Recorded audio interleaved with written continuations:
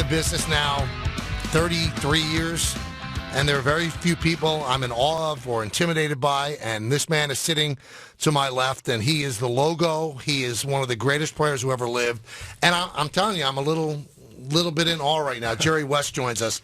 How are you doing, sir? I'm good, but certainly you shouldn't feel that way. I'm pretty normal. All right, here's the first thing. Just have some fun. You're the logo. Every time you see that logo, that's you. How did that happen? And do you get paid for it? Well, number one, you don't get paid for that, okay? Certainly like it, I could retire, but no, obviously it's something that I've always said if that's me, then I'm really proud of it, but I think things happen that you really don't know how they happen, and it's a great honor, to be honest with you. So now, the Warriors didn't win last year. They blow the 3-1 lead, and you go out and get Kevin Durant on a team that won 73 games. How can that team be better, Jerry? How will you employ Kevin Durant? Well, to be honest with you, I think his transition there will be very, very easy. You know, he hasn't played very much in exhibition games, but he and Russell Westbrook were kind of like, in my day, Baylor and West. If we didn't score 70 every night against the better teams, or even 80 against the very best teams, we might not win. And in Oklahoma City, the burden on them was so great there that they'd have to shoot 25, 30 shots a night, and they had to play at the highest level every night. And when you're shooting jump shots, not getting to the free throw line very much, that becomes a task. Mm-hmm. And you're not going to shoot when guys are bumping you around. But he's played 2 exhibition games for us this year, and they're only exhibition games. One night he shot 10 shots and he scored 25 points. Another night he shot 10 shots and scored 23 points. He will get less pressure on his team because we have 2 guys that are otherworldly shooters in Steph Curry and Klay Thompson. And Klay Thompson's getting better all the time. You can just see the improvement in him. This team's going to score a lot of points. And we have 7 really good passers on our team. And I think that makes a difference. And I think Kevin's total game, all he talked about was his ability to score the ball. He was a leading rebounder on that team. No one ever talked about that. He was second in assists, and Russell Westbrook had the ball in his hands a lot. Second in block shots, and second in steals. So his game is well-rounded, and I think it'll be easier for him to play in some respects for us because he's not going to get double or triple team. They can't do it with this team. Can you win more than 73 games in a season? I don't even want to think about that. I mean, it seemed like last year was like a storybook, except the storybook ending wasn't what you wanted. What's the feeling like for you when you're part of the Golden State Warriors organization and you go to Los Angeles to play the Lakers? You are such a Laker for life in so many ways. What's that feeling like? Well, right now it doesn't feel very good sometimes because, we have so many fans in Los Angeles that have, been around for years. And, just that the Yankees have their own degree of fans here. The Giants probably have more fans than the Jets in the same town. It's about history. And history is wonderful, but you can't live in the past. You have to live in the future. I mean, there's some incredible things that Lakers franchises has done over the years. A number of championship teams, some of the greatest players that ever played the game. There's more of them have played in Los Angeles than any other franchise in this league. And it's a testimony to good fortune to have been able to get those kind of players and have them there for so long.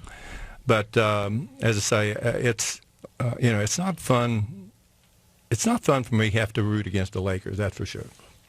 Now, getting back to Durant, there's been many people, Michael and I included, that thought it was interesting that he would join the Warriors after. It was like, can't beat him, join him. Would it have been better for him to go to another team to establish himself as a champion without having to jump on board with the best team in the NBA? How do you feel about that criticism? Well, to me, that's sour grapes. It really is. I think he when we played, we had no choice to where we were going to go.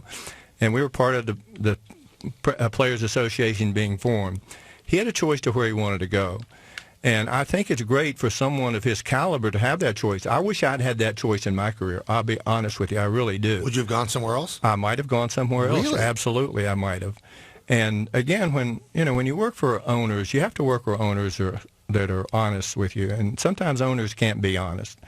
And you can tell me no, but don't say something that's not the truth.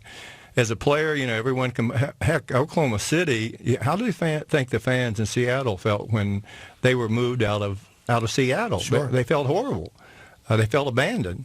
And I understand that Mr. Bennett, who owns the Oklahoma City team, he owns the Seattle team. I know why he moved it there, which is, to me, a great stroke of goodwill for the people of Oklahoma City.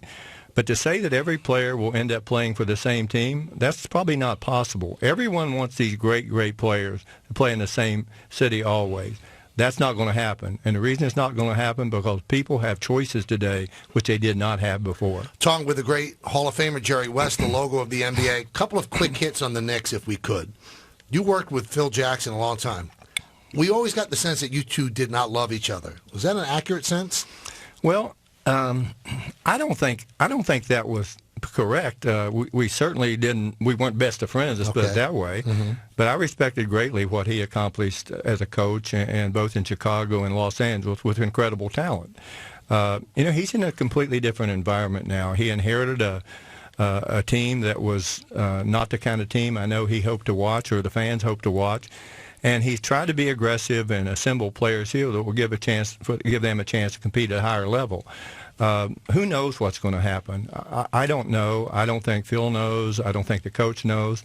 But he will give it his best shot in trying to do things that will make this team better. You think the triangle is something that should be run in this NBA? Well, I think the way the game has changed, it's much more difficult to run it. The three-point line, if you look at players today, they're so much more versatile in the sense that we don't have very many back-to-the-basket centers, okay? And the thing that I like about the offense, everyone gets a chance to touch the ball, everyone. And but again, if you don't have it's a puzzle, okay? If you don't have the right pieces to put in that puzzle, and the triangle is a puzzle, I don't think you can be successful the way the game is played today. The three-point line has changed this game immensely. At times it drives me crazy because I see people taking shots that I think are ill-advised and maybe shouldn't be taken in that particular situation. And the Warriors are a great example. I mean, we'll go around and have a 3-on-1, had a wide-open layup, and they'll throw it out to Curry or Thompson in the corner, and you just don't shake your head. I don't understand it. And all of a sudden they may make 5 or 6 in a row, and then you do understand it.